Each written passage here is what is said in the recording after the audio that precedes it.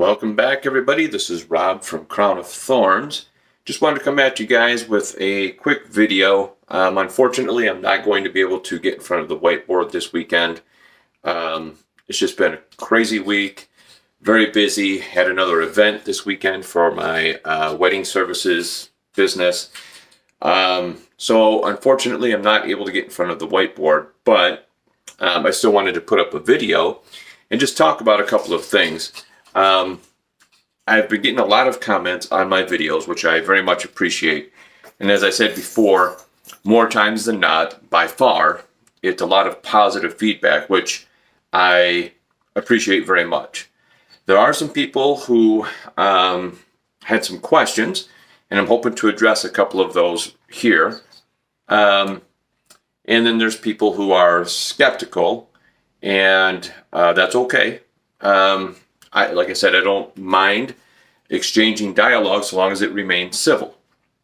But people have had some real confusion, I believe, over the book of James in particular, because I wholeheartedly believe, I've said it many times, that all of the Bible is written for us.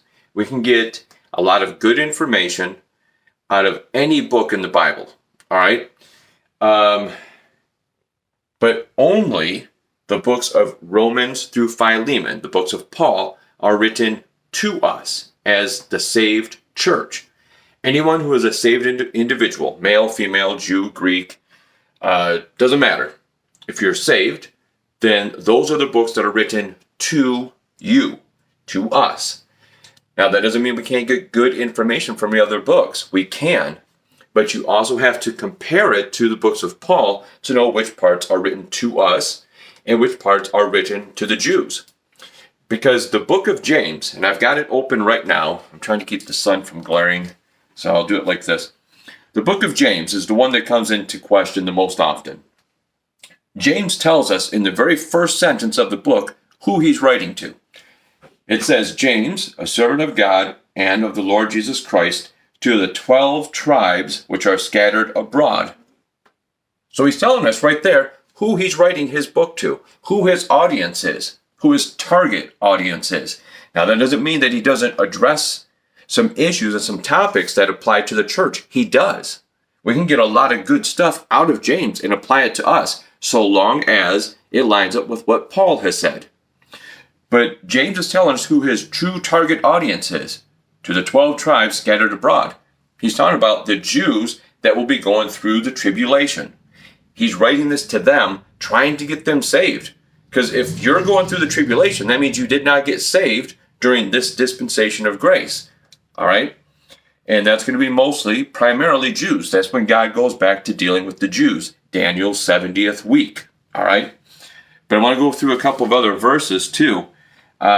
Because there is a lot of good stuff we can get out of James. For example, regarding faith, James 1, 6, 7, and 8 says, But let him ask in faith, nothing wavering. For he that wavereth is like a wave of the sea driven with the wind and tossed. For let not that man think that he shall receive anything of the Lord. A double-minded man is unstable in all his ways.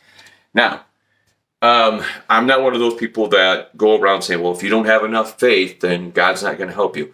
Or the common expression is, God helps those who help themselves. You'll find that nowhere in the Bible, at all. God will help anyone who calls out to him, particularly if they're saved. So if you're a saved individual, God will bless you. But yes, we do need to ask.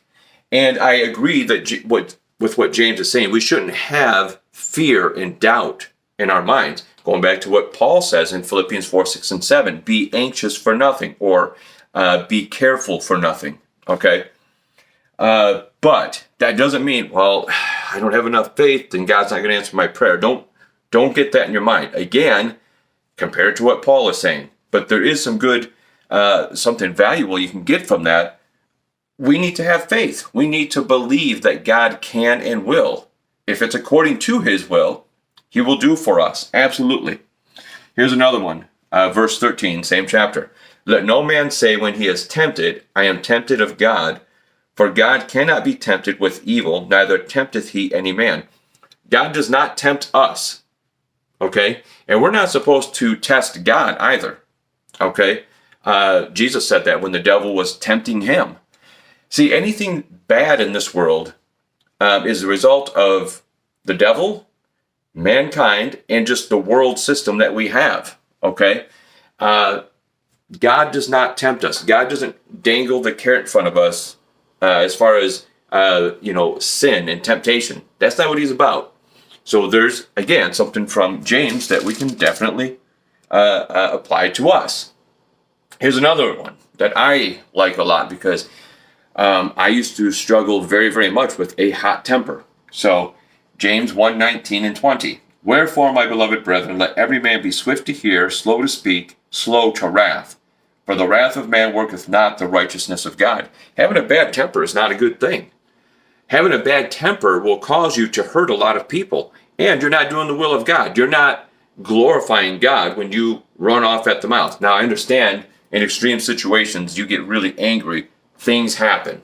Okay? But this is someone that is they have a very short fuse. We shouldn't be like that. We should have a very long fuse. All right? Now, here is the one that I really wanted to touch on. This is what James says in chapter 2, verse 24. Ye see then how that by works a man is justified, and not by faith only.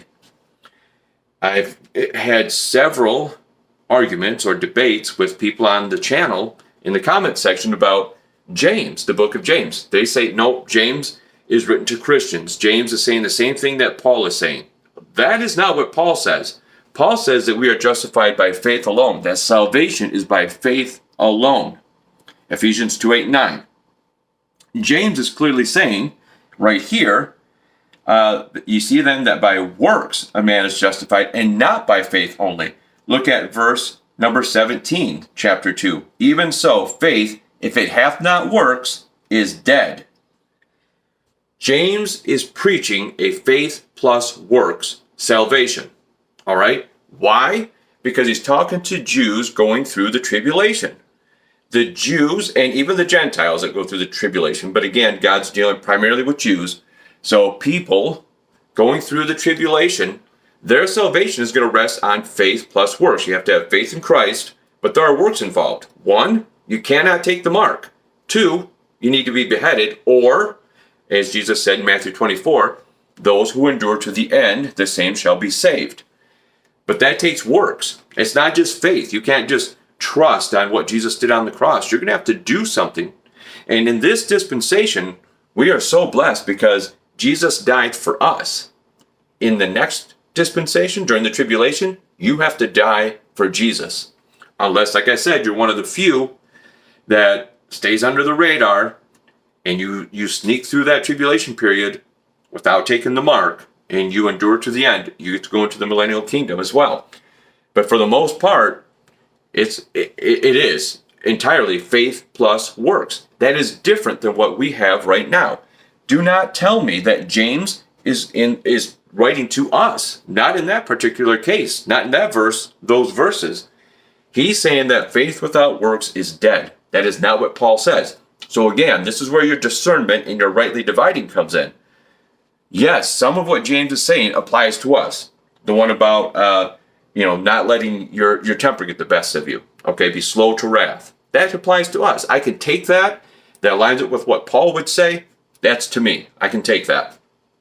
But James is writing primarily to Jews going through the tribulation. And when he says things like faith without works is dead, that does not line up with what Paul is saying. It does not apply to me. This book, James, is written for me. I can get some stuff out of it. It's not written to me. Not all of that applies to me. And here's the perfect example of where James does not line up with what Paul says in Romans through Philemon, doesn't apply to us. Here's another good one. And the tongue is a fire, a world of iniquity.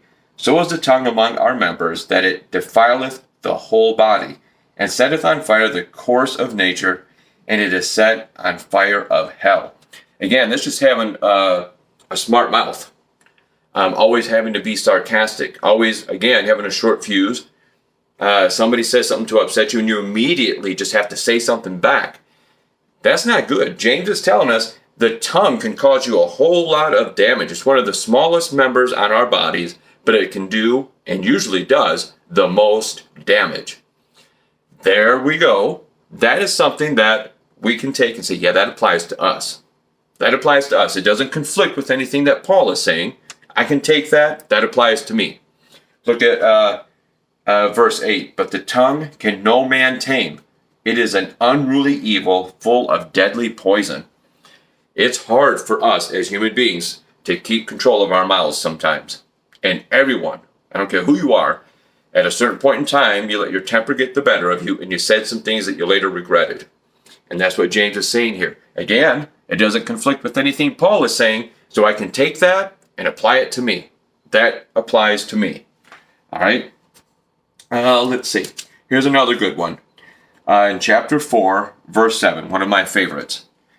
Submit yourselves therefore to God. Resist the devil and he will flee from you.